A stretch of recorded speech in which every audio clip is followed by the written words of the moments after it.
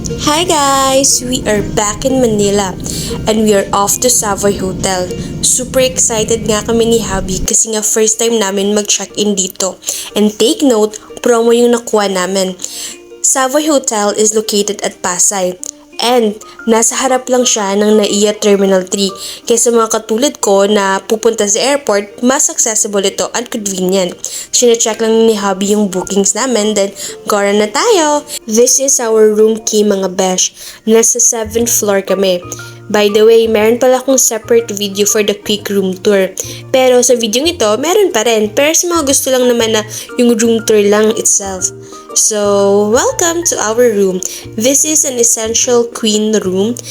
Sabi ko kanina, promo namin nakuha to. Mga around 3,000. Lalagay ko na lang sa screen yung tamang amount.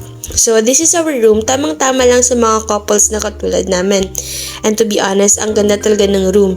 So, first natin is yung kanyang bathroom. So, syempre, yung toilet area, yung vanity mirror over here, and yung shower room. Ang ganda talaga dito mga besh. Tamang-tama lang. Hindi ganun kalaki, hindi rin ganun kaliit. And yan, napapuso tayo doon. Meron silang blower. And dito, first time ko lang makakita ng hotel na merong mirror dito para siguro pag if nagme-makeup ka or nagbe-blower ka, merong mas malapit na mirror sa'yo. Ang ganda talaga na experience namin dito mga besh. At story time lang, muntik na kami dito hindi makaabot kasi nga sa mga scattered schedule namin sa Baguio. So, yun, meron silang mga freebies of course, na mga shampoo, sabon, toothbrush, and the rest is history. And take note, mas nagustuhan ni Hubby kasi merong hot and cold na shower. And may telephone pa dyan. Then, ito naman yung area nito is meron tayong bathroom.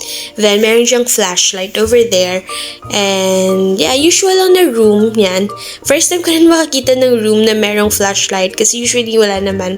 Meron din silang mini ref in case na may gusto ko yung palamigin or anything. At yung coffee area nila mga besh. Sa lahat ng hotel na napunta namin, dito ko lang nakita na marami silang water.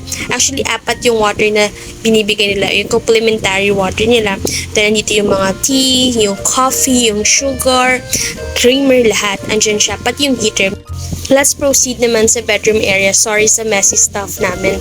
Yan yung mga gamit namin galing pang Baguio. So far mga besh, sa lahat na napuntahan kong hotel, ito yung may pinaka-comfy, very soft, smooth, lahat na talaga. Super convenient ng bed na yun. Nasa king size yun. Sorry nag-OOTD yung lola nyo. Kasi nga may human size na mirror over there. Then meron din silang flat screen. Ano ba yan? Nabubulol ako. Flat screen. Then ito yung bed. Ang ganda-ganda niya. Actually, hinanap ko talaga yung ginagamit nilang pillow and lucky nakahanap ako pillow nila. And then meron din yung sofa bed. Then dun yung hubby ko. Parang merong silang office area. So busy yan. May ginagawa yung report. Kahit nasa bakasyon, opo. And yeah, ito yung whole area. Pinapaalis ko siya dyan currently kasi nga gusto kong ipakita sa inyo yung view outside. And yeah, tang-tawa siya dyan kasi nga pinapaalis ko. Sa ito naman, blackout curtain sila. Then ito yung outside namin. Yan, ang ganda. Tanaw na tanaw namin yung NAIA Terminal 3 at yung mga kapitbahay namin, hindi lang mga sasakyan o mga puno, kundi mga eroplano, mga besh. Andun yung mga iba't ibang airlines, Cebu Pacific, PAL, AirAsia, lahat na sabihin nyo. And it feels so surreal na finally, nakakapag-travel kami ni Hubby. Inuulit-ulit ko kasi nga, first time namin to at super napapasaya yung puso ko na ma-experience namin to. And by the way, nabook namin tong napakagandang hotel through Agoda. Meron silang mga promo rate and everything. And naghahanda na kami kasi nga around 1 PM na yan at hindi pa kami nakakapag-lunch. Tayo sa lobby kasi nga lalabas tayo at maghanap tayo ng pwede nating pagkainan. So ito yung entrance ng Savoy. So napadpad kami dito sa katabi lang ng Savoy Hotel, yung Newport City. Na-amaze talaga kami ni Hubby sa mga views. And parang nasa ibang bansa ka. The structures are very good, pleasing to my eyes, to our eyes actually. Kaya na-enjoy namin mag-room around. Nakakalimutan ko na nga na nagugutom pala ako at kailangan pala namin kumain kasi malapit na yatang mag 3 yan. And yeah, ito yung pinasabi kong parang nasa ibang bansa ka. Parang katulad siya dun sa Grand Canal, yung Venice. Parang ano lang, aesthetically good looking talaga sila. Hindi ako sure if anong mga klaseng building ito, if condominium ba or ano, basta ang ganda. Then meron silang mga food bazaar over here. Ang daming masasarap na pagkain. Pleasing talaga sa mata ko. Pero mas gusto kasi namin ni hubby na sa aircon kasi nga pagod kami. And yeah, kung dyan kasi mainit talaga yung panahon, nag-adjust pa kami sa from yung weather sa Baguio to Manila, Charot. Parang ang tagal-tagal ko sa Baguio. Pero nag-adjust kami kasi nga malamig sa Baguio. Hindi kami pinagpapawisan sa Baguio sa totoo lang. And all of a sudden, mainit na naman sa Manila. Bumalik ka na sa Manila. So, parang hindi nakakakuha ng pagod namin yung init sa labas. Marami ng mga resto within the area. Actually, meron kami nakita mga SNR pizza, yung orange and lemons, yung ibang mga Korean. And doon kami nag-stock sa Giligans kasi parang lutong bahay. Gusto namin kumain ng something na may sabaw or anything. So, yun, nag-stock kami sa Giligan at na-enjoy namin mga besh. Masarap at mura pa. And this is the next day mga besh. So, ito yung free breakfast buffet sa Savoy Hotel. So, marami silang siniserve na mga menu. So, iba't ibang mga ulam or mga kahit iba't ibang nationality pwede kasi mayroong mga Filipino food, may American, and yung mga ayaw kumain ng rice, meron din silang mga pastries. So yan, ito yung mga usual na ulam na breakfast ng mga Pinoy. Sausage, hams, meron din silang taho mga besh. Nag-try rin ako, masarap rin siya. And yun, iba't ibang mga sauces, mga herbs, spices, condiments, lahat. Sabihin nila lang meron sila. And of course, na-enjoy ko lang kasi hindi lang siya marami kundi masarap.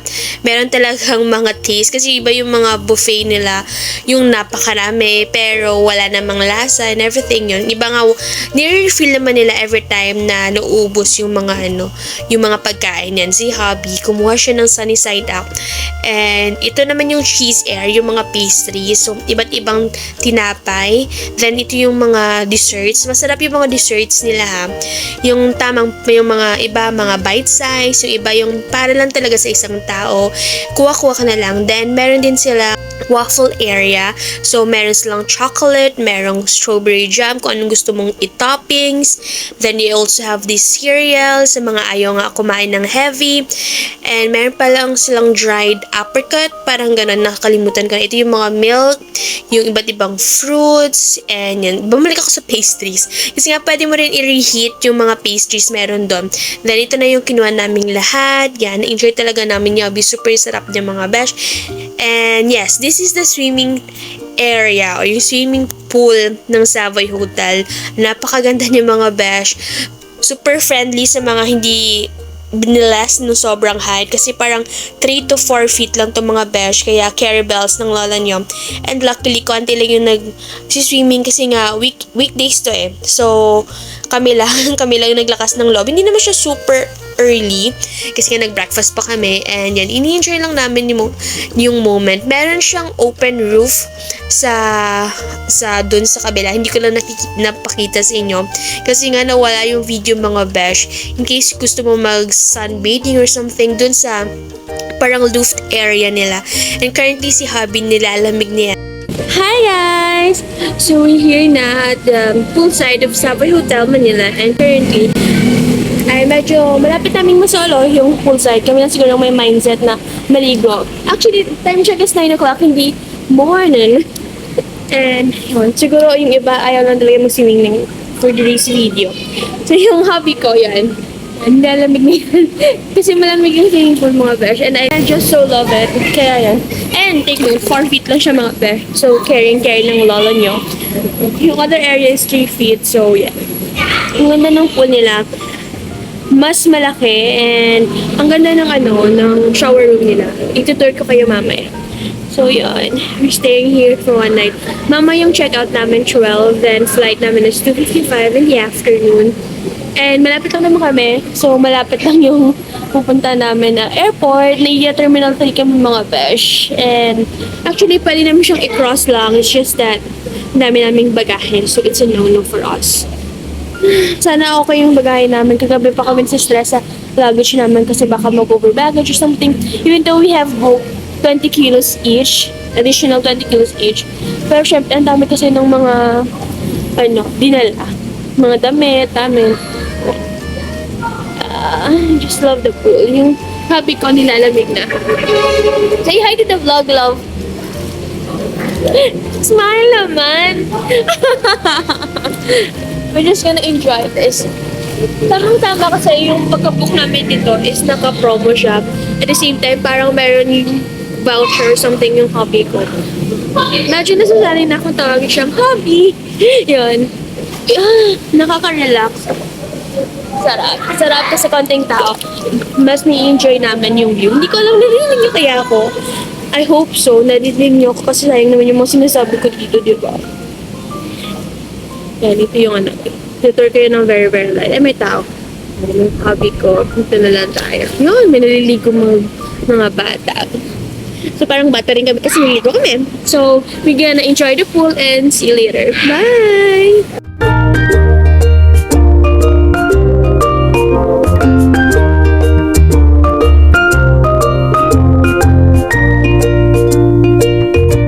So, I'm currently here sa loob ng shower room ng Savoy Hotel. So, in here, meron silang malaking mirror. Yan. May human size din. Then, we have their lockers. Yan. Wherein, pwede mong i-deposit yung mga gamit mo. Yan. Wala pa namang laman. So, yan. Then, in here, siguro yung trash can. Yan. Then, mirror, syempre, as always. Ito yung mga comfort rooms. Then, dito yung bathroom nila. So, kompleto sila mga brush. Meron silang shampoo, conditioner. Then, inside yung shower. And, malaki yung nila. Shower room yan. Here. Then, syempre, yung para sa mga pag-changing diaper yan, dito yan. And, nag-enjoy kami. So, super na-enjoy ko yung swimming namin nilangga. So, yan. So, change lang kami. Then, try natin pumunta sa gym naman nila.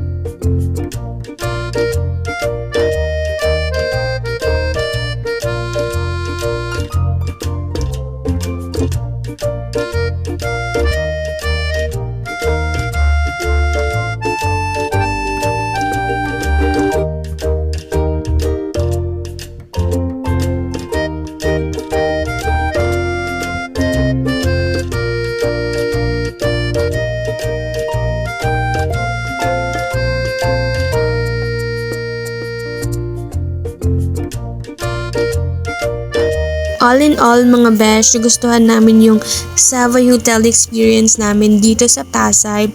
And if katulad rin ko kayo na gusto nyo mag-explore, gusto nyo mag-staycation, or mag-unwind, relax, go to talaga yung Savoy Hotel. Not sponsored, mga besh shop. Naganda lang talaga kami sa accommodation and everything. So yun, pauwi na tayo ng Capiz. So on the way na kami papuntang airport yun. Nadaanan natin yung Savoy Hotel, yung Mega World and everything. And goodbye for now, Manila. So, hopefully next year makapag-travel ulit kami ni Hobby. O siya, hanggang dito na lang muna tayo. Sasakay na tayo ng airplane. Yeah! See you on our next one. Bye! Touchdown Capiz na tayo, mga besh! Tada!